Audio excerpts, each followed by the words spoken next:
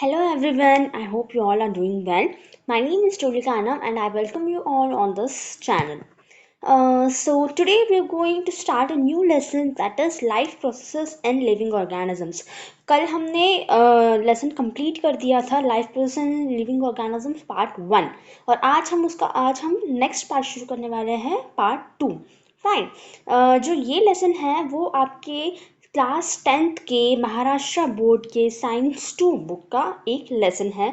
ये third lesson है, वो है life processes in living organisms part 2। तो आइए इसमें देखते हैं हम क्या क्या पढ़ना है हमें।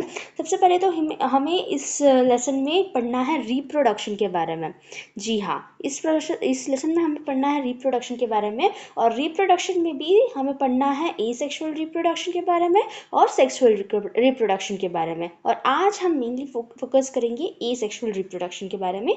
आज हम मेन पॉइंट्स देखेंगे कुछ एसेक्सुअल रिप्रोडक्शन के बारे में। एसेक्सुअल रिप्रोडक्शन होता क्या है, वो कैसे होता है, और उसमें different types of asexual reproduction क्या है, ये सब हम आज जानेंगे। फाइन।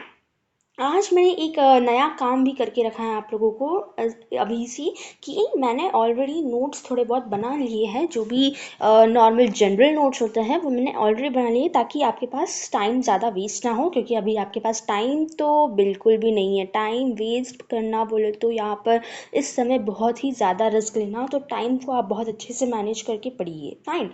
अब देखिए, नॉर्मली एसेक्सुअल रिप्रोडक्शन के बारे में हम पढ़ेंगे। अब सबसे पहले तो एसेक्सुअल रिप्रोडक्शन के बारे में तो हम बाद में पढ़ेंगे। सबसे पहले हम ये जानेंगे कि रिप्रोडक्शन होता क्या है।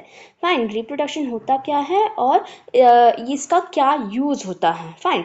अब देखिए, रिप्रोडक्शन होता क्या है, मैं हाईलाइट करते करते आपको बता देती हूँ तो आप जल्दी समझ जाएंगे। जी, रिप्रोडक्शन क्यों होता है। रिप्रोडक्शन एक ऐसा प्रोसेस है जिससे हम न्यू ऑर्गेनिजम्स को जनरेट कर सकते हैं from the existing organisms. Existing organisms मतलब अभी जो ऑर्गेनिजम्स ऑलरेडी नेचर में पाए जा रहे हैं, उससे हम न्यू ऑर्गेनिजम्स जनरेट करना, इस प्रोसेस को बोलते हैं रिप्रोडक्शन। फाइन। तो देखिए, जनरेट न्यू ऑर्गेनिजम्स, कहाँ से न्यू ऑर्गेनिजम्स आप जनरेट कर रहे हैं, फ्रॉम द एग्जिस्टिंग ऑर्गेनिजम्स। और ये रिप्रोडक्शन होता क्यों है, ताकि स्पीशीज़ का इवोल्यूशन जारी रहे। स्पीशीज़ का इवोल्यूशन जारी रहे मतलब क्यों स्पीशीज़ का इवोल्यूशन जारी रहना चाहिए। देखिए, अगर एक स्पीशीज़ है नेचर में जो रिप्रोडक्शन ना करता हो, एक सपोज ऐसा एक स्पीशीज़ है जो रिप्रोडक्शन नहीं करता हो, तो उसके आगे जो जनरेशन बनने वाला था वो नहीं बनेगा। आगे का जनरेशन नहीं बनेगा और वो उस स्पीशीज़ का लास्ट ऑर्गेनिज्म रहेगा, वहाँ तक उसका स्पीशीज़ ख़त्म हो जाएगा, तो उसका स्पीशीज़ आगे बढ़ेगा ही नहीं। इसीलिए स्पीशीज़ को आगे बढ़ाने के लिए, स्पीशीज़ में इवोल्यूशन लाने के लिए रिप्रोडक्शन करना बहुत इंपॉर्टेंट है। फाइन। अब रिप्रोडक्शन जो है ये दो तरीके का होता है। सबसे पहला रिप्रोडक्शन होता है वो है एसेक्सुअल रिप्रोडक्शन, और सेकेंड टाइप का जो रिप्रोडक्शन होता है that is sexual reproduction. And today we are going to focus on the asexual reproduction. अब एसेक्सुअल रिप्रोडक्शन की कुछ मेन कैरेक्टरिस्टिक्स है, उसके बारे में हम जान लेते हैं थोड़ा सा। सबसे पहला कैरेक्टरिस्टिक्स है कि एसेक्सुअल रिप्रोडक्शन में जो है सिर्फ एक ही पेरेंट का इन्वॉल्वमेंट होता है।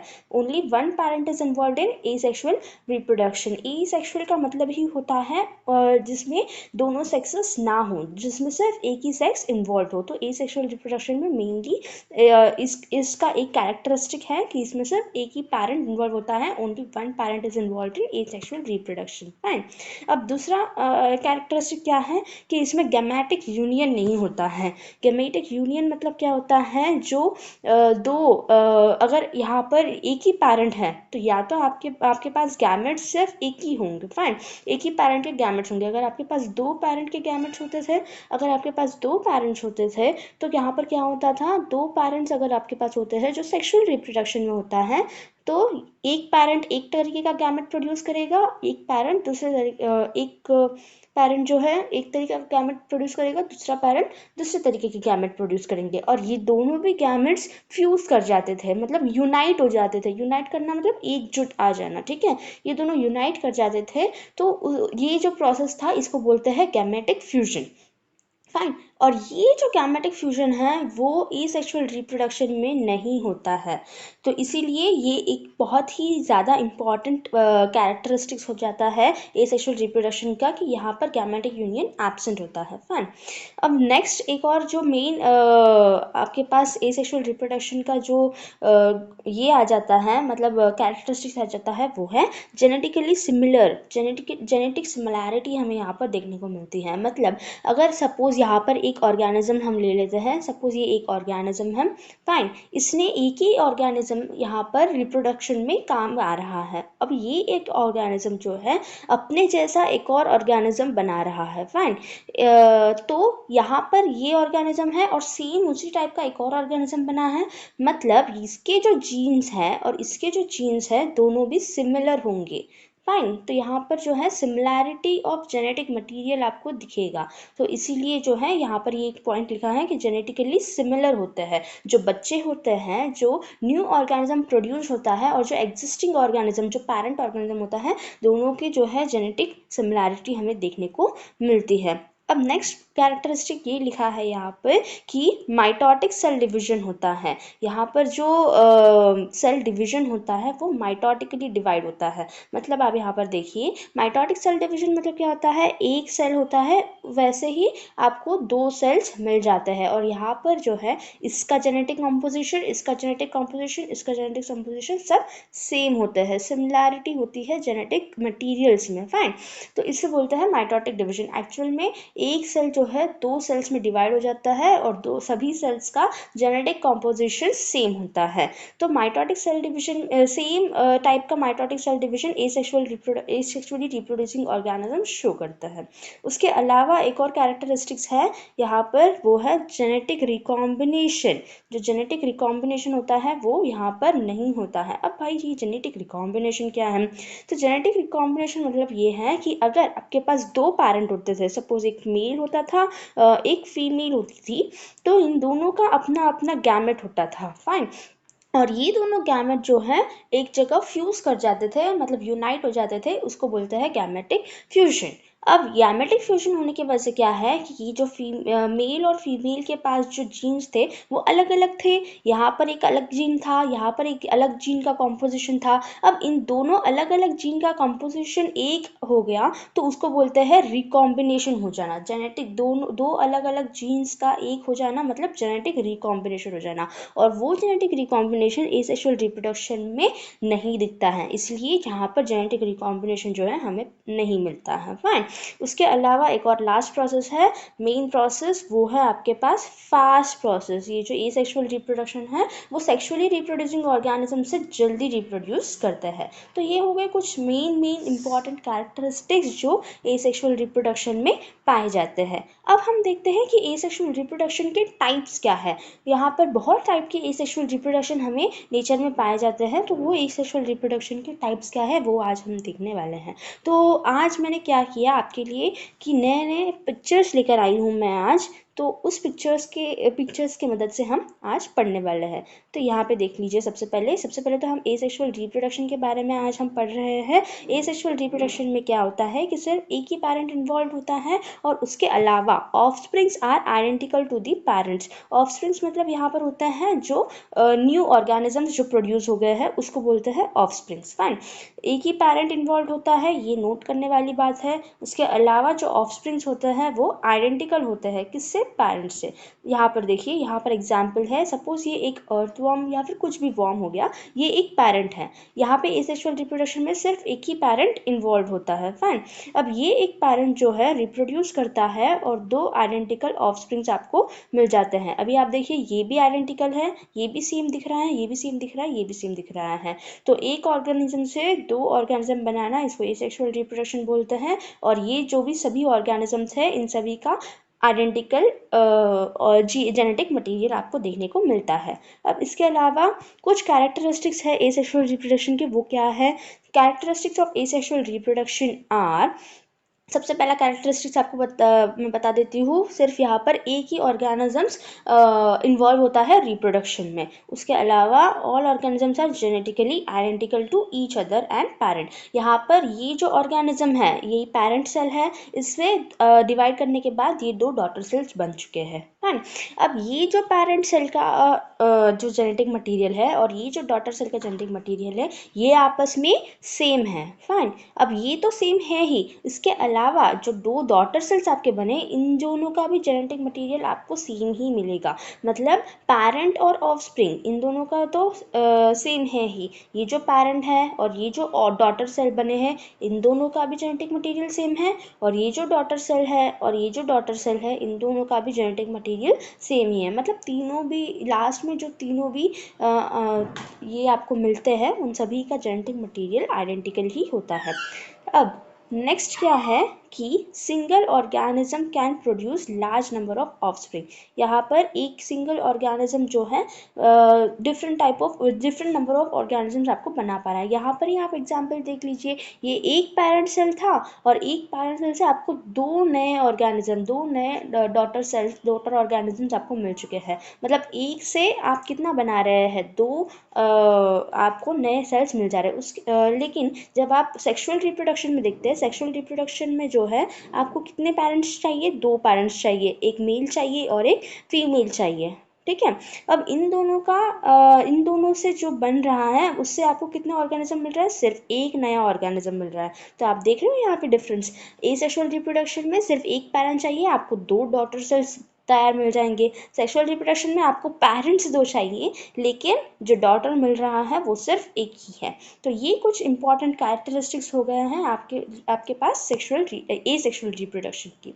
ठीक है, जो आपको याद रखना है और आपको इंक्लूड करना है। अब एसेक्सुअल रिप्रोडक्शन के जो है डिफरेंट टाइप्स होते हैं, एसेक्सुअल रिप्रोडक्शन के डिफरेंट टाइप्स होते हैं, वो कुछ होते हैं हम आज देखेंगे। सबसे पहला टाइप होता है binary fusion in amoeba. Amoeba का बाइनरी फ्यूजन, अमीबा में जो जिस प्रकार का एसेक्सुअल रिप्रोडक्शन होता है उसे कहते हैं बाइनरी फ्यूजन। अब हम समझेंगे बाइनरी फ्यूजन होता क्या है। सबसे पहली बात, फ्यूजन मतलब होता है डिवीजन, फ्यूजन का अर्थ होता है डिवीजन। फाइन।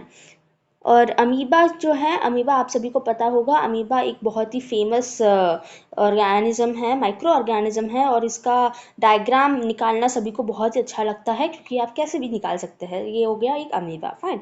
तो ये हम आज नहीं पढ़ने वाले हैं, हम पढ़ने वाले हैं बाइनरी फ्यूजन। अमीबा भी जो है आपके पास एसेक्सुअल रिप्रोडक्शन शो करता है। एसेक्सुअल रिप्रोडक्शन जिस प्रकार वो शो करता है उसका नाम है बाइनरी फ्यूजन। फ्यूजन मतलब होता है डिविजन और बाइनरी मतलब होता है दो, टू। ठीक है। तो ये टू में डिवीजन हो जाता है एक अमीबा का, उसे कहते हैं बाइनरी फ्यूजन। अब देखिए यहाँ पर आपको दिख रहा है एक पैरेंट अमीबा। सबसे पहले ये मिटा देती हूँ मैं। अब देखिए यहाँ पर आपको एक दिख रहा है, ये पेरेंट अमीबा है, मतलब जिसका डिवीजन होना है। इसके अलावा आपके पास क्या हो जाता है, सबसे फर्स्ट स्टेप आपके पास एक नॉर्मल पेरेंट अमीबा है। नेक्स्ट स्टेप में क्या हो जाता है, सबसे पहले न्यूक्लियस डिवाइड करता है। हमने पहले भी कल माइटोटिक डिवीजन में पढ़ा था। सबसे पहले क्या होता है, कैरियोकाइनेसिस होता है। कैरियोकाइनेसिस मतलब क्या होता है, न्यूक्लियस का डिवीजन। और नेक्स्ट स्टेप आता है उसे बोलते हैं साइटोकाइनेसिस। तो हर एक ऑर्गेनिजम्स में, चाहे वो एसेक्सुअली रिप्रोड्यूस कर रहा हो या फिर सेक्सुअली रिप्रोड्यूस कर रहा हो, उसमें माइटोसिस हो रहा हो या मियोसिस हो रहा हो, तो सबसे पहले आपको फर्स्ट स्टेप होता है सेल डिवीजन का कैरियोकाइनेसिस, सेकंड स्टेप होता है आपके पास साइटोकाइनेसिस। कैरियोकाइनेसिस मतलब न्यूक्लियस का डिवीजन और साइटोकाइनेसिस मतलब साइटोप्लाज्म का डिवीजन। अब देखिए ये एक पेरेंट अमीबा था, उसके अभी नेक्स्ट स्टेप में क्या हो जाएगा, जो पेरेंट अमीबा का न्यूक्लियस है, ये आपको जो नया बड़ा वाला ब्लू कलर का दिख रहा है वो है न्यूक्लियस। ठीक है। तो ये हो गया आपके पास न्यूक्लियस। ये न्यूक्लियस क्या करता है, इलोंगेट कर जाता है, मतलब लंबा खिंच जाता है, बड़ा हो जाता है, जैसे आप देख रहे हो इमेज में। अभी थर्ड स्टेप में क्या हो जाता है, ये न्यूक्लियस जो है यहाँ से बीच में से टूट के डिवाइड कर जाता है और एक अमीबा में आपके पास दो न्यूक्लियस बन जाते हैं। अब जब दो न्यूक्लियस बन जाते हैं तो ये जो स्ट्रक्चर है वो बहुत ही अनस्टेबल स्ट्रक्चर होता है। आपको जल्द से जल्द साइटोप्लाज्म को डिवाइड करना होता है क्योंकि एक अमीबा में दो न्यूक्लियस इज अनस्टेबल। ठीक है, अब इसलिए क्योंकि ये अनस्टेबल है तो साइटोप्लाज्म भी लास्ट में डिवाइड हो जाता है और आपके पास 2 डॉटर सेल्स बन के तैयार हो जाता है। तो ये होता है बाइनरी फिशन का प्रोसेस। तो ये आप थिंक आपको समझ में आ गया होगा। मैं आपको एक और इमेज दिखा देती हूँ बाइनरी फिशन का, जैसे कि ये देखिए आप, सबसे पहले यहाँ पर एक अमीबा का सेल था, ये एक पैरेंट सेल था, सिर्फ एक अमीबा सेल था, और यहाँ पर आपके पास दिख रहा है ये एक न्यूक्लियस था। नेक्स्ट स्टेप में क्या हो जाता है कि जो है न्यूक्लियस को इलोंगेट करना पड़ता है। यहाँ पे इलोंगेशन ऑफ न्यूक्लियस हो जाता है। क्यों? क्योंकि सबसे पहले किसका डिवीजन होगा? न्यूक्लियस का डिवीजन होगा। न्यूक्लियस के डिवीजन से पहले उसका इलोंगेशन साइज में बड़ा हो जाता है ताकि वो डिवाइड कर सके।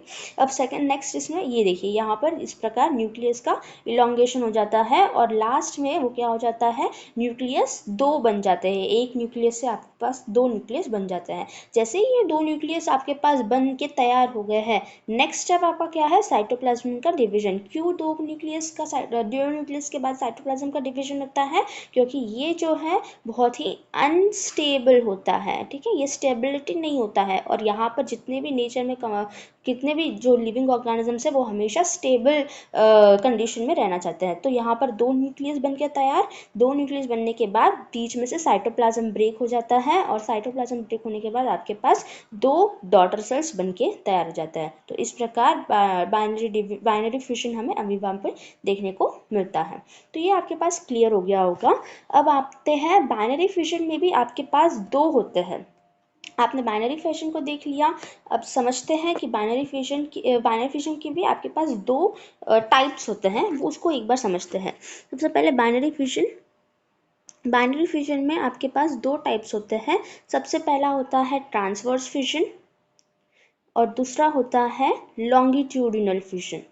तो ये जो टाइप्स हैं वो आपको पढ़ने हैं और ये आपके टेक्स्ट बुक में भी दिया हुआ है। ट्रांसवर्स मतलब क्या होता है वो हम समझते हैं। ट्रांसवर्स मतलब आप समझते हो, ट्रांसवर्स प्लेन। सपोज ये आपके पास एक ऑर्गेनिज्म है और ये आपके पास ये एक ऑर्गेनिज्म है, तो इसमें अगर आप बीच में से मतलब हॉरिजॉन्टली कट करते हो तो उसे बोलते हैं ट्रांसवर्स। ठीक है, ट्रांसवर्स मतलब हॉरिजॉन्टली कट करना, उसे बोलते हैं ट्रांसवर्स प्लेन।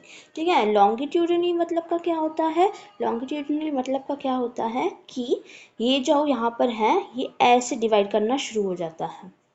ठीक है, ट्रांसवर्स मतलब हॉरिजॉन्टल डिवीजन और लॉन्गिट्यूडिनल मतलब वर्टिकली डिवाइड करना शुरू हो जाता है एक ऑर्गेनिज्म, तो उसे बोलते हैं लॉन्गिट्यूडिनल डिवीजन। ये दोनों बाइनरी फिजन के ही टाइप्स होते हैं, बाइनरी फिजन के ही पार्ट होते हैं। तो हम सबसे पहले समझते हैं ट्रांसवर्स फिजन को। ट्रांसवर्स फिजन हमें ज़्यादातर पैरामीशियम करके एक ऑर्गेनिज्म है उसमें देखने को मिलता है। तो ट्रांसफर फिजन आप कैसे कैसे हमें देखने को मिलता है, ये सबसे पहले आप देख लीजिए।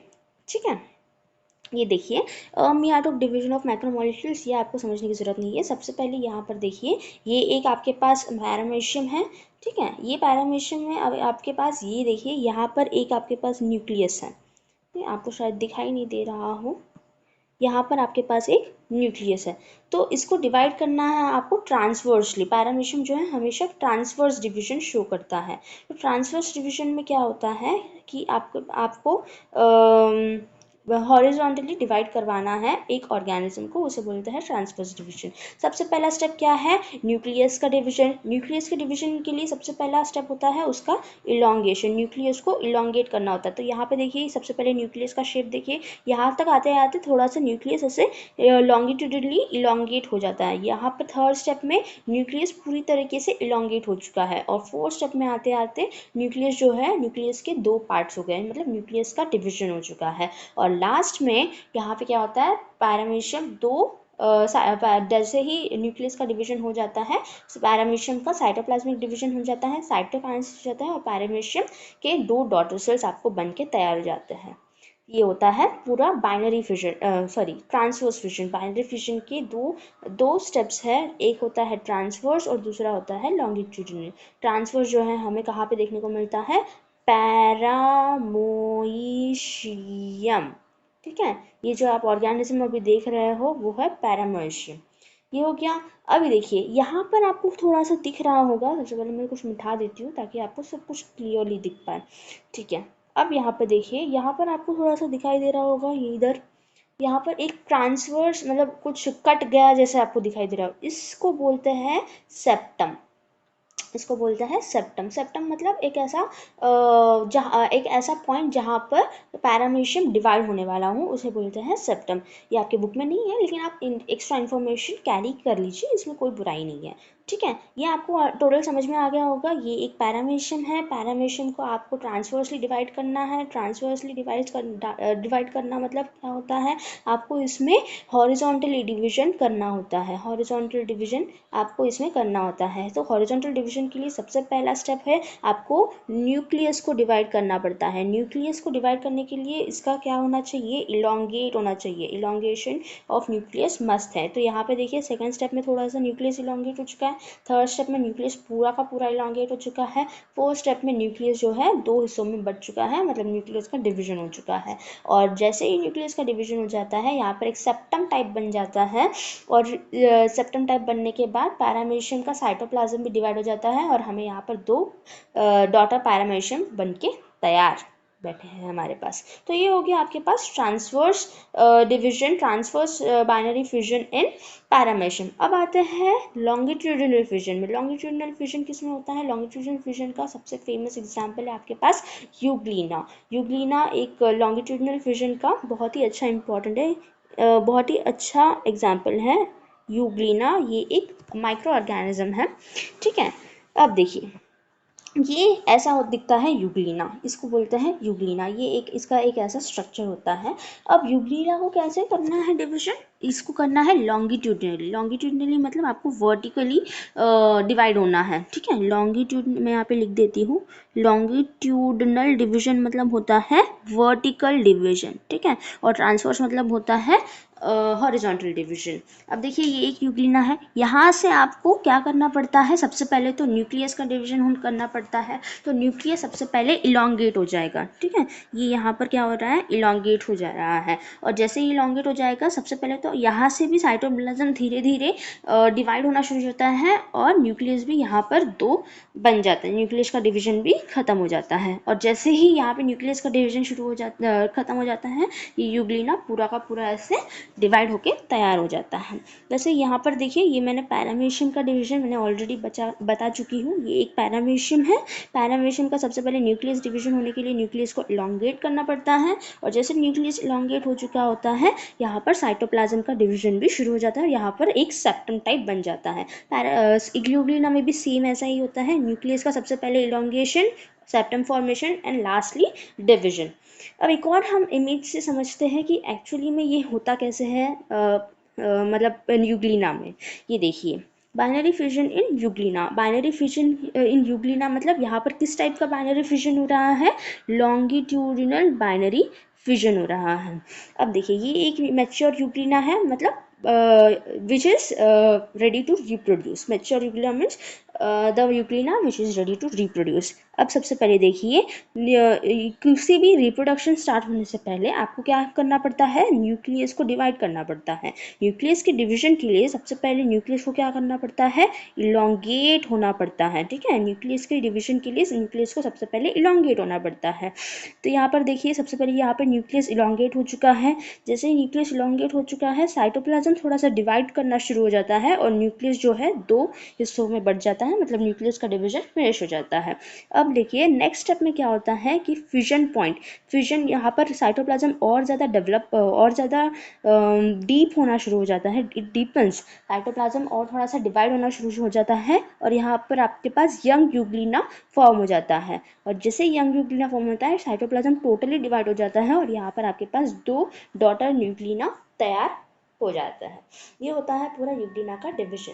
एक बार पैरामीशियम का डिवीजन भी आप फिर से एक बार अच्छे से देख लीजिए।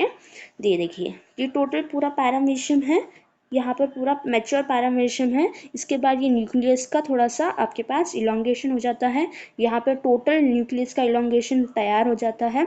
यहाँ पर आपके पास दो न्यूक्लियस बच जाते हैं, और इधर सेप्टम फॉर्मेशन हो जाता है, और लास्ट में आपके पास दो पैरामीशियम मतलब दो डॉटर पैरामीशियम बन के तैयार हो जाता है। तो ये है टोटल आपके पास बाइनरी फिजन, और बाइनरी फिजन के दो main types, that is transverse and longitudinal fission. अब आते हैं इधर यहाँ देखिए, अब यहाँ पर मैं आपको बताती हूँ कि बाइनरी फिशन होता कैसे है। हम सबसे पहले बाइनरी फ्यूजन पढ़ते हैं, मल्टीपल फ्यूजन पे अभी हम बाद में आएंगे। In this process asexual reproduction the parent undergoes division to form two daughter cells. Asexual reproduction में होता ही यही है कि ही एक जो पैरेंट सेल है इट अंडरगोज डिवीजन, यहाँ पे डिवीजन होता है एक पैरेंट सेल का और वहाँ पे दो डॉटर सेल्स फॉर्म हो जाता है। It occurs in favourable environmental condition. अब when I say favorable environmental condition, what I mean, favourable environmental condition होता क्या है? फेवरेबल मतलब होता है जहाँ पर आपको खाना पानी बहुत अच्छे क्वांटिटी में, इनफ क्वांटिटी में मिल रहा हो। फेवरेबल का मतलब क्या होता है आपके पास, यहाँ पे आपको फूड एंड वाटर रिक्वायरमेंट अच्छा हो, ठीक है, उसे बोलते हैं फेवरेबल। यहाँ मैं आपको अच्छी तरीके से लिख कर दे देती हूँ ताकि ये आपको समझ में आ जाए। यहाँ पर फूड एंड वाटर का रिक्वायरमेंट अच्छा हो उसे कहते हैं फेवरेबल कंडीशन, ठीक है, फेवरेबल एनवायरमेंटल कंडीशंस। अब नेक्स्ट आते हैं, division of parent cell takes place only once. यहाँ पर क्या होता है, जो डिवीजन होता है पैरेंट सेल का वो सिर्फ एक ही बार डिवाइड करता है। इसके एग्जाम्पल्स अमीबा, पैरामीशियम एक्सेट्रा, ठीक है। तो ये आपके पास एक बार आउटलुक आ गया होगा कि बाइनरी फ्यूजन होता क्या है। अब देखिए, अब हम आते हैं नेक्स्ट प्रोसेस के ऊपर जो है बडिंग, ठीक है। नेक्स्ट प्रोसेस होता है, ओके, नेक्स्ट प्रोसेस हम पढ़ने वाले हैं मल्टीपल फ्यूजन। मल्टीपल फ्यूजन होता क्या है? मल्टीपल फ्यूजन का सबसे बहुत ही फेमस एग्जाम्पल है वो है प्लाज्मोडियम। जी हाँ, प्लाज्मोडियम जो है, प्लाज्मोडियम में सबसे ज़्यादा ये मल्टीपल फ्यूजन देखने को मिलता है। मल्टीपल फ्यूजन भी एक एसेक्सुअल रिप्रोडक्शन का एक टाइप है, ठीक है। इसमें क्या होता है, ये एक पैरेंट सेल है प्लाज्मोडियम का, प्लाज्मोडियम के पैरेंट सेल में एक न्यूक्लियस भी है आपके पास, ठीक है। अब जैसे ही ये न्यूक्लियस जो है क्या करता है, सबसे पहले हमें पता है कि हमें न्यूक्लियस को सबसे पहले डिवीजन करना होता है। सबसे पहले क्या होता है, कार्योकाइनेसिस का प्रोसेस होता है, ठीक है।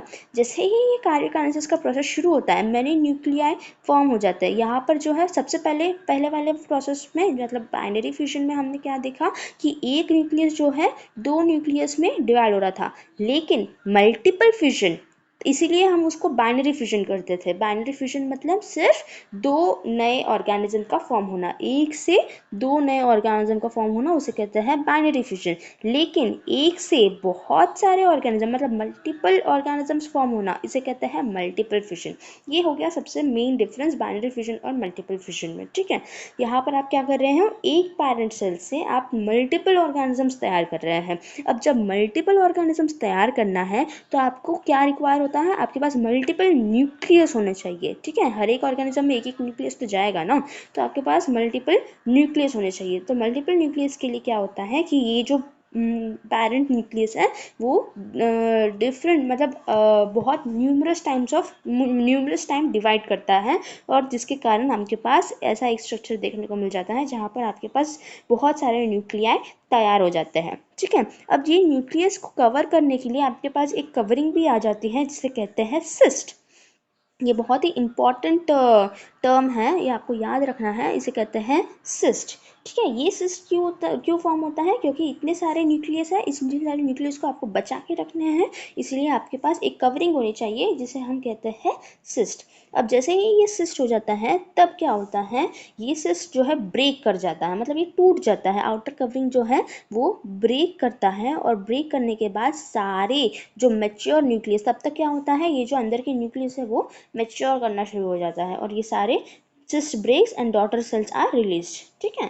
जैसे ही सिस्ट ब्रेक करता है तो ये सारे डॉटर सेल्स है वो रिलीज हो जाते हैं और आपको एक सेल से, एक पैरेंट सेल से multiple organisms at a time बन के रेडी हो जाते हैं। तो ये होता है मल्टीपल फ्यूजन, ठीक है। हम एक और बार समझ जाते हैं कि मल्टीपल फ्यूजन एक और डायग्राम से कि मल्टीपल फ्यूजन होता क्या है एक्चुअली। ये देखिए यहाँ पर ये एक पैरेंट सेल है, फाइन, ये आपको एक पैरेंट सेल दिख रहा होगा, मैं एक और कलर लेती हूँ, ये ऑलरेडी ये ब्लैक है, ठीक है। ये देखिए, ये आपके पास पैरेंट सेल है, ठीक है। अब पैरेंट सेल के पास अपना एक न्यूक्लियस है, सब साइटोप्लाज्म है, ये सेल है, सिस्ट है, ठीक है। प्रोटेक्टिव वॉल, सिस्ट मतलब क्या होता है, प्रोटेक्टिव वॉल, सिस्ट का मतलब एक नॉर्मल सा है कि वो एक प्रोटेक्टिव वॉल है। तो ये सब आपके पास बन के तैयार हो जाता है। अब जब इसका रिप्रोड्यूशन शुरू होता है, मल्टीपल फ्यूजन जब इसका शुरू हो जाता है, प्रोसेस जब इसका शुरू हो जाता है, तब क्या करता है, सबसे पहले न्यूक्लियस डिवाइड हो जाते हैं, many daughter cells produced in a multiple fusion. यहाँ पर एक टाइम पे बहुत सारे डॉटर सेल्स का प्रोडक्शन होता है। उसके लिए सबसे पहले न्यूक्लियस जो है मल्टीपल टाइम डिवाइड करता है, मल्टीपल डिवीजन यहाँ पर होता है न्यूक्लियस का, ठीक है। अब जैसे ही मल्टीपल डिवीजन न्यूक्लियस का तैयार, मतलब न्यूक्लियस बहुत सारे तैयार हो जाते हैं, तो वो न्यूक्लियस जो है साइटोप्लाज्म को भी डिवाइड करके मल्टीपल डॉटर सेल्स आपके पास बन के तैयार हो जाता है। अब जब ये मल्टीपल डॉटर सेल्स बन के तैयार हो जाते हैं, तो ये जो आउटर कवरिंग सिस्ट है, वो सिस्ट आउटर कवरिंग बन जाता है और वो थोड़ा सा और ज़्यादा थिक हो जाता है, ताकि वो अंदर के डॉटर सेल्स को प्रोटेक्ट कर सके। अब जैसे ही उसको एक अच्छा टाइम, पूरा मेच्योर होने का टाइम हो जाता है और जब उसको रिलीज होना होता है, तो ये सिस्ट क्या करता है, सिस्ट जो है वो ब्रेक हो जाता है। ये सिस्ट का क्या हो जाता है, फिर वो ब्रेक हो जाता है और सारे जो अंदर बने हुए डॉटर सेल्स हैं वो रिलीज कर जाते हैं इस प्रकार। तो इस प्रकार आपको क्या होता है कि एक पैरेंट ऑर्गेनिज्म से आपके पास मैनी डॉटर ऑर्गेनिजम्स आपके पास तैयार हो जाते हैं। तो ये है टोटल मल्टीपल फिशन, ठीक है। अब देखिए, अब हम आते हैं मल्टीपल फिशन के बारे में। मल्टीपल फिशन के बारे में हमें क्या पढ़ना है, इधर देखिए। सबसे पहले तो बाइनरी फिशन के बारे में देखेंगे। बाइनरी फिशन और मल्टीपल फिशन में एक बहुत ही सिंपल सा डिफरेंस है कि इट रिफर्स टू, सबसे पहले बाइनरी फिशन का आप देखिए, it refers to the division of parent cell into two small nearly equal sized identical daughter cells, ठीक है। बाइनरी फिशन में क्या होता है, एक सेल, एक पैरेंट सेल जो है two small nearly equal size identical daughter cells को तैयार करता है। मतलब बाइनरी फिशन में सिर्फ दो डॉटर सेल्स तैयार होते हैं। अब parent cell does not break away, parent cell जो है वो कहीं पर भी सिस्ट को ब्रेक नहीं करता है, ना ही वो कुछ ब्रेक होता है, वो बस डिवाइड हो जाता है और दो नए डॉटर सेल्स आपके पास बन के तैयार हो जाते हैं। इसके एग्जाम्पल है अमीबा, ठीक है। अब देखिए मल्टीपल फिशन की कहानी। मल्टीपल फिशन में क्या होता है, it refers to the division of parent cell into several small nearly equal size daughter individual. यहाँ पर क्या होता है, यहाँ पर सिर्फ दो स्मॉल है, यहाँ पर सेवरल स्मॉल है। वर्ड का डिफरेंस देख रहे हो आप, सेवरल का मतलब बहुत मल्टीपल, ठीक है, और दो मतलब सिर्फ दो। और इसके अलावा यहाँ पर लिखा है, देखिए, parent cell breaks away, parent cell जो है वो खराब हो जाता है, पैरेंट सेल ब्रेक हो जाता है, जिसके वजह से अंदर के जो भी डॉटर सेल्स बन चुके हैं वो एक साथ इंडिविजुअल्स एट वंस, सभी इंडिविजुअल्स जो है एक साथ रिलीज हो जाते हैं, ठीक है। इसका बहुत ही एक फेमस एग्जांपल है, वो है प्लाज्मोडियम। यहाँ पर एक सेल है, इसका न्यूक्लियस आपको सबसे पहले डिवाइड कर जाता है और फिर अंदर बहुत सारे डॉटर सेल्स फॉर्म हो जाते हैं, बाहर सिस्ट का कवरिंग होता है। जैसे ही सिस्ट ब्रेक करता है, डॉटर जो है, डॉटर सेल्स रिलीज हो जाते हैं। यहाँ पर सबसे मेन काम क्या है, सिस्ट का ब्रेक होना, सही टाइम पे सिस्ट का ब्रेक होना, वो मेन काम है। अब एक और हम देख लेते हैं, यहाँ पर मैंने एक और इमेज लाई थी, ओके, ये इमेज था। फाइन, यहाँ तक आपको समझ में आ गया होगा कि बाइनरी फिशन का कहानी क्या है और मल्टीपल फिशन का कहानी क्या है, ओके फाइन। तो अभी बाइनरी फिशन के बाद आपके पास जो नेक्स्ट टाइप का एसेक्सुअल रिप्रोडक्शन आपके पास जो आ जाता है, वो है budding. Budding in specifically in east, ठीक है। ईस्ट भी एक टाइप का एक माइक्रो ऑर्गेनिज्म है, लिविंग ऑर्गेनिज्म है, जो एक यूनिसेलुलर ऑर्गेनिज्म है। सबसे पहली बात, यूनिसेलुलर आप सभी को पता होगा, इसका मतलब यूनिसेलुलर मतलब होता है ओनली वन सेल, एक सेल ही सभी प्रोसेसेस करने के सक्षम हो, तो उसे कहते हैं, वैसे ऑर्गेनिजम्स को आप कहते हो यूनिसेलुलर ऑर्गेनिजम्स। तो इस यीस्ट में आपके पास किस प्रकार एसेक्सुअल रिप्रोडक्शन होता है, जो एसेक्सुअल रिप्रोडक्शन यीस्ट में होता है उसे हम कहते हैं बडिंग। तो ये बडिंग किस प्रकार होता है, कैसे ये अपने आप को रिप्रोड्यूस करता है, ये आज हम समझेंगे। हाँ, तो सबसे पहले तो ये एक ईस्ट है। ईस्ट ऐसे दिखता है, ईस्ट में एक न्यूक्लियस होता है और एक बहुत बड़ा वैक्यूल होता है। वैक्यूल, आई होप सभी को सब पता हो वैक्यूल क्या होता है। वैक्यूल एक सेल ऑर्गेनिली है, ठीक है। जैसे बाकी सब सेल ऑर्गेनिलीज होते हैं, वैसे ही वैक्यूल भी एक सेल ऑर्गेनिली है जो सेल के अंदर प्रेजेंट होता है। तो ये एक नॉर्मल मेच्योर्ड ईस्ट है।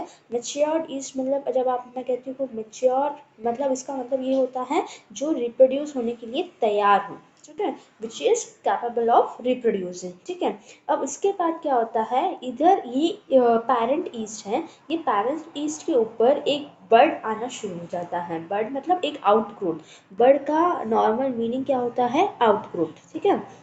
बट का नॉर्मल मीनिंग होता है आउटग्रोथ, एक आउटग्रोथ होना शुरू हो जाता है उस ऑर्गेनिज्म के ऊपर, ठीक है। तो ये होता है बट जैसे ही आउटग्रोथ होना शुरू हो जाता है तो यहाँ पर न्यूक्लियस भी डिवाइड होना शुरू हो जाता है, ठीक है। और यहाँ पर दो न्यूक्लियस फॉर्म करते हैं, एक पैरेंट न्यूक्लियस और एक डॉटर न्यूक्लियस। अब क्या होता है, ये आउटग्रोथ जब थोड़ा सा और बढ़ जाता है तो ये जो नेक्स्ट जो एक और न्यूक्लियस है, मतलब जो डॉटर न्यूक्लियस है, वो ऊपर बड की तरफ जाना शुरू कर देता है। और उसके बाद फिर लास्ट में ये बड एकदम से डिटैच हो जाता है, डिटैच होना मतलब एकदम से टूट जाता है।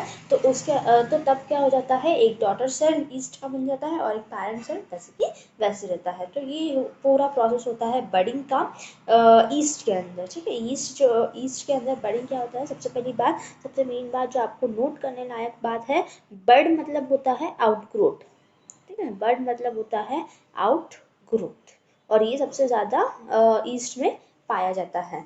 तो एक बार फिर से समझ लेते हैं, ये एक मैच्योर है। अब मैंने मैच्योर बोला है, मैच्योर का मतलब होता है, मैच्योर जब मैं कहती हूँ, मैच्योर मतलब रिप्रोड्यूस होने के लिए तैयार होना, ठीक है।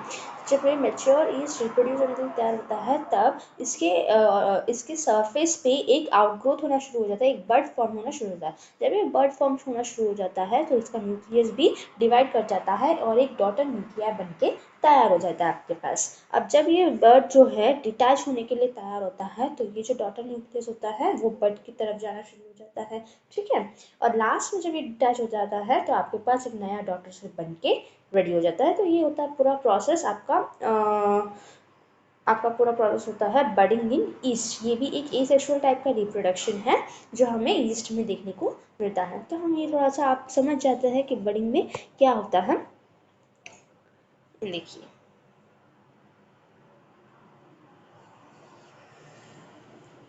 कैरेक्टरिस्टिक्स देखते हैं ईस्ट में बडिंग कैसा होता है। सबसे पहली बात जो आपको नोट करने वाली बात है, ईस्ट रिप्रोड्यूस एसेक्सुअली, ये सिर्फ एसेक्सुअली रिप्रोड्यूस करता है जिसका नाम होता है बडिंग। एंड बर्ड्स मतलब break off to makes more yeast cells. अब ये बर्ड क्या करते हैं, वो ब्रेक कर जाते हैं, मतलब वो पैरेंट सेल से डिटैच हो जाता है और वो नए ईस्ट के सेल्स बनाना शुरू कर देते हैं। अब जैसे मैंने ईस्ट बोला वैसे ही एक और एग्जाम्पल है आपके पास बडिंग का, वो है कोनिडियोफोर्स। कोनिडियोफोर्स मतलब ये एक टाइप का फंगस होता है, एक टाइप का फंजाई है जो जिसके ऊपर कोनिडिया बनना शुरू हो जाता है। तो एक बार हम पढ़ लेते हैं। एसेक्सुअल स्पोर्स है, ये भी एसेक्सुअली रिप्रोड्यूस करता है। Asexual spores called conidia. वो जहाँ पर हमने यहाँ पर क्या कहा, यहाँ पर हमने नाम दिया उसका बर्ड, ठीक है। लेकिन जब हम कोनिडियोफोर्स में आ जाते हैं तो उसका नाम हो जाता है conidia. Form on the tips of the special hyphae called as conidiophores. ये जो आप धागे धागे दिख रहे हो इसे कहते हैं हाइफे। तो इन हाइफों पे एक स्पेशल टाइप के स्पोर्स बनना शुरू हो जाते हैं जिसे कहते हैं कोनिडिया। और ये पूरा स्पेशल टाइप का स्ट्रक्चर जब कोनिडिया बनना शुरू हो जाता है तो उसे कहते हैं कोनिडियोफोर्स। Clear. Asexual spores called conidia, ये जो स्पोर्स बनते हैं उसे कहते हैं कोनिडिया। वो कहाँ पर फॉर्म होता है, एक special type of hyphae. Hyphae मतलब ऐसे धागे धागे टाइप के जो फंगस होते हैं, वो फंगस के ऊपर जो धागे धागे होते हैं उसे कहते हैं हाइफे, ठीक है। और ये टोटल स्ट्रक्चर जो एसेक्सुअल स्पोर्स होते हैं उसे कहते हैं कोनिडियोफोर्स। ये आपको थोड़ा समझ में आ गया होगा। तो बडिंग के हमने दो एग्जाम्पल्स देख लिए, ये देख रहे हो आप, ये हो गया कोनिडिया, ये आपको बड़ा सा ये जो दिख रहा है कोनिडिया हो जाए। उसके बाद फिर ये डिटैच हो जाता है और ये अपना इंडिपेंडेंट लाइफ शुरू कर देता है, ये डॉटर सेल बन जाता है आपका, ठीक है। तो ये कुछ एग्जाम्पल्स हो गए आपके बर्डिंग इन ईस्ट और उसके बाद फिर कोनिडिया फॉर्मेशन इन कोनिडियोफोर्स। तो ये दो एग्जाम्पल्स हो गए आपके पास बडिंग के, ठीक है। अब हम next type of asexual reproduction देखते हैं। Next type of asexual reproduction में जब हम बात करते हैं तो नेक्स्ट आ जाता है आपके पास फ्रेगमेंटेशन। ये देखिए, यहाँ पर मैं बडिंग एक और बार आपको दिखा देती हूँ। यहाँ पर एक बड था, ये एक नॉर्मल यीस्ट का सेल है, ठीक है। अब यीस्ट के सेल में एक न्यूक्लियस एक वैक्यूल होता है, ये तो हम सभी को पता है। वैक्यूल कुछ नहीं है, बस एक सेल ऑर्गेनेली है, ठीक है।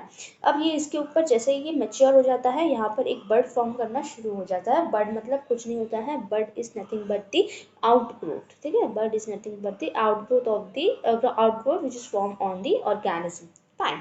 अब जैसे बर्ड थोड़ा सा बड़ा हो जाता है तो न्यूक्लियस जो है डिवाइड करना शुरू हो जाता है और एक डॉटर न्यूक्लियस फॉर्म करता है, ठीक है। ये डॉटर न्यूक्लियस फॉर्म करता है। अब जब ये डॉटर न्यूक्लियस बन जाता है तो क्या होता है, ये डॉटर न्यूक्लियस बर्ड के अंदर घुस जाता है। यहाँ पर देखिए ये कितने सारे बर्ड्स, ये पेरेंट ईस्ट था, यहाँ पर ये एक पेरेंट ईस्ट था, तो इसके ऊपर ये एक बर्ड बन गया, यहाँ पर एक बर्ड बन गया, और यहाँ इसका भी एक बर्ड बन रहा है। ठीक है, तो ऐसे बर्ड्स बनते जाते हैं और ईस्ट फॉर्म होते जाता है। उसके बाद फिर लास्ट में ये लोग क्या करते हैं, ये देखिए चेन ऑफ बर्ड्स बन रहा है इधर पूरा। ठीक है, ये एक पेरेंट ईस्ट था आपके पास, ये पेरेंट ईस्ट का ये एक बर्ड बन गया था, और ये बर्ड का फिर एक और दूसरा बर्ड बन गया, उसका भी बर्ड बन रहा है। तो ऐसे चेन ऑफ बर्ड्स बनते जाते हैं। उसके बाद क्या होता है, यहाँ पर जब मैच्योर हो जाता है तो फिर न्यूक्लियस का मूवमेंट शुरू हो जाता है बर्ड के अंदर, और यहाँ पर क्या हो रहा है, बर्ड का फॉर्मेशन हो रहा है। तो ये पूरा होता है बर्डिंग का प्रोसेस। अब आते हैं next type of asexual reproduction में, वो है फ्रेगमेंटेशन इन स्पायरोगारा। फ्रेगमेंटेशन का सबसे मेन और सबसे फेमस एग्जांपल है वो है स्पायरोगारा। नाम तो सभी ने सुना ही होगा ऑफ कोर्स। ठीक है, अब स्पायरोगारा ये एक ऐसा ऑर्गेनिज्म होता है, ये भी सिंगल सेल्ड ऑर्गेनिज्म होता है, यूनिसेलुलर होता है। इसमें भी न्यूक्लियस होता है, सेप्टा होता है, हर एक ऐसे सेप्टा आपको देखने को मिलता है स्पायरोगारा में। उस पर स्पाइरल क्लोरोप्लास्ट पर, ये इसका कैरेक्टरिस्टिक है कि यहाँ पे जो क्लोरोप्लास्ट है वो स्पाइरल शेप का होता है। ठीक है, नॉर्मली जो क्लोरोप्लास्ट होता है प्लांट्स में स्पाइरल शेप का नहीं होता है, यहाँ पर क्या होता है, स्पाइरल शेप का होता है, इसलिए इसका नाम पड़ा है स्पायरोगारा। ये अभी तो ज़रूरी नहीं है, आपके टेक्स्ट बुक में देखा नहीं है, लेकिन आप नॉलेज के लिए बाद में आपको पढ़ना पड़ेगा। ठीक है, तो ये स्पाइरल क्लोरोप्लास्ट आपको देखने को मिलता है, सेप्टा और न्यूक्लियस तो आपको देखने को मिलेगा ही। अब फ्रेगमेंटेशन में क्या होता है कि एक स्पायरोगारा जो है दो स्पायरोगारा में डिवाइड हो जाता है, मतलब फ्रेगमेंट्स में बट जाता है ये, और अपना अपना जो फ्रैगमेंट है वो अपना अपना नया ग्रो करता है, मतलब वो फ्रैगमेंट में कट हो जाता है, इसे कहते हैं फ्रेगमेंटेशन। यहाँ पर एक एक जगह वो कट हो जाता है और अपने अपने फ्रैगमेंट्स में बट जाता है, इसे कहते हैं फ्रेगमेंटेशन। तो स्पायरोगारा जो है फ्रेगमेंटेशन का बहुत ही यूजफुल और फेमस एग्जाम्पल है। फाइन, से अब ये देखिए,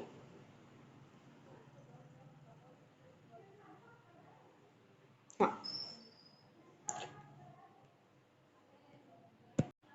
ओके, तो हम बात कर रहे थे फ्रैगमेंटेशन प्रोसेस की, हम बात कर रहे थे फ्रैगमेंटेशन स्पायरोगारा में कैसे देखने को मिलता है। तो फ्रैगमेंटेशन का प्रोसेस में क्या, फ्रैगमेंटेशन, ठीक है, फ्रैगमेंटेशन के प्रोसेस में क्या होता है कि एक जो स्पायरोगारा है, सपोज एक स्पायरोगारा है, तो उसमें जो है फ्रैगमेंट फिर बट जाता है स्पायरोगारा, तो ये एक फ्रैगमेंट, ये जो ऐसे बीच में से टूट जाता है, तो ये एक फ्रैगमेंट बन गया और ये एक फ्रैगमेंट बन गया। अब ये दो नए न्यू डॉटर स्पायरोगारा बन गए, ये था एक पेरेंट स्पायरोगारा। तो ऐसे ही करके फ्रेगमेंटेशन प्रोसेस पूरा हो जाता है। तो अभी तक हमने क्या पढ़ा, अभी तक हमने एसेक्सुअल रिप्रोडक्शन पढ़ा था। तो टोटल एसेक्सुअल रिप्रोडक्शन में हमने total 3 types of asexual reproduction देख चुके हैं। ठीक है, अब एसेक्सुअल रिप्रोडक्शन में भी मैं आपको बता देती हूँ। सबसे पहली बात तो एसेक्सुअल रिप्रोडक्शन आपको यूनिसेलुलर ऑर्गेनिजम्स में भी देखने को मिलते हैं और मल्टीसेलुलर ऑर्गेनिजम्स को भी देखने को मिलते हैं। एसेक्सुअल रिप्रोडक्शन आपके पास unicellular, unicellular means only single cell organisms, और multicellular means multiple cell organisms. ठीक है, इन दोनों में आपको एसेक्सुअल रिप्रोडक्शन देखने को मिलता है। अब यूनिसेलुलर ऑर्गेनिजम्स की 3 main types of asexual reproductions हैं, जिसके बारे में आज हमने बात किया है। सबसे पहले आता है वो है बाइनरी फिशन। ठीक है, बाइनरी फिशन के बारे में हमने बात किया था, अमीबा का पिक्चर देखा था हमने। हमने देखा था कि कैसे एक सेल से 2 सेल में बदल जाता है, 2 सेल में डिवाइड हो जाता है, ये सब बाइनरी फिशन का ये बाइनरी फिशन के अंदर आ गया। उसके बाद हमने देखा था मल्टीपल फिशन के बारे में। नेक्स्ट हमने देखा है मल्टीपल फिशन। ठीक है, अब मल्टीपल फिशन में हमने देखा था कि एक सिंगल ऑर्गेनिज्म से हम कितने सारे डिफरेंट, मतलब बहुत सारे एक साथ ऑर्गेनिजम्स बना पा रहे हैं। ठीक है, तो उसे कहते हैं मल्टीपल फिशन। और उसके बाद हमने लास्ट एक प्रोसेस देखा था, वो है बडिंग। हमने ईस्ट का फोटो लगाया था, ईस्ट में देखा था कि एक छोटा सा बड ग्रो हो रहा है, एक आउटग्रोथ टाइप फॉर्म हो जा रहा है। तो ये सब आ जाता है आपके पास यूनिसेलुलर ऑर्गेनिज्म का asexual reproduction type, asexual reproduction का मेथड्स। ठीक है, इसके अलावा हमने एक फ्रेगमेंटेशन का प्रोसेस देखा था, और फ्रेगमेंटेशन का प्रोसेस मल्टीसेलुलर ऑर्गेनिज्म में होता है। फ्रेगमेंटेशन मैंने बताया आपको, स्पायरोगारा में हमने एक बहुत ही फेमस एग्जांपल है फ्रेगमेंटेशन का। तो फ्रेगमेंटेशन जो है मल्टी सेलुलर ऑर्गेनिजम्स में आ जाता है। इसके अलावा और भी कुछ आपके पास प्रोसेसेस है एसेक्सुअल रिप्रोडक्शन के, जिसके कारण एनिमल्स जो है मतलब लिविंग ऑर्गेनिजम्स रिप्रोड्यूस कर पा रहे हैं। तो वो सारे जो प्रोसेसेस बच चुके हैं वो हम नेक्स्ट लेक्चर में उसको कंटिन्यू कर लेते हैं। तो इस लेक्चर में हमने टोटल 4 प्रोसेस पढ़ लिए हैं, binary fission, multiple fission, budding and fragmentation. Fine. तो आप आई होप कि ये लेक्चर देखकर आपको मज़ा आया होगा और आपको बहुत कुछ सीखने को मिला होगा। और सबसे पहली बात तो आप चैनल को सब्सक्राइब कर लीजिए। चैनल को सब्सक्राइब करने से क्या होगा, सबसे पहले तो मैंने आपको बताया है कि ये सारे लेसन साइंस 1 और साइंस 2 के सारे लेसन हम यहाँ पर कवर करने वाले हैं। इसके अलावा ये मैं पिक्चर्स के थ्रू आपको अच्छे से समझाने की कोशिश करूँगी। और इसके अलावा ये जो कलरफुल नोट्स है आपके पास, ये तो बने नहीं हैं, आधे ही बने हैं। मैं इसको टोटल प्रिपेयर करके आपको डिस्क्रिप्शन में अवेलेबल करवा देती हूँ, ताकि जब भी आपका एग्ज़ाम हो, अभी एग्ज़ाम के लिए ज़्यादा दिन तो बचे नहीं हैं, लेकिन अगर कब सपोज़ 2 दिन में आपका एग्ज़ाम है और आपको रिवाइज़ करना हो, तो आप इस नोट से रिवाइज़ कर सकते हैं, ताकि आपको मतलब ये कलरफुल टेक्स्ट बुक रीडिंग से अच्छा ये वाले नोट्स आपको ज़्यादा बेनिफिशियल होंगे। Okay fine. तो ये लेक्चर आज हम यहीं पे स्टॉप करते हैं। आप ऐसे ही हमेशा पढ़ते रहिए, हंसते रहिए, खेलते रहिए और अच्छे से पढ़िए। फाइन। और एक लास्ट बात, मतलब वीडियो को लाइक, शेयर, कमेंट और सब्सक्राइब करना बिल्कुल ना भूलिए। Fine, bye bye.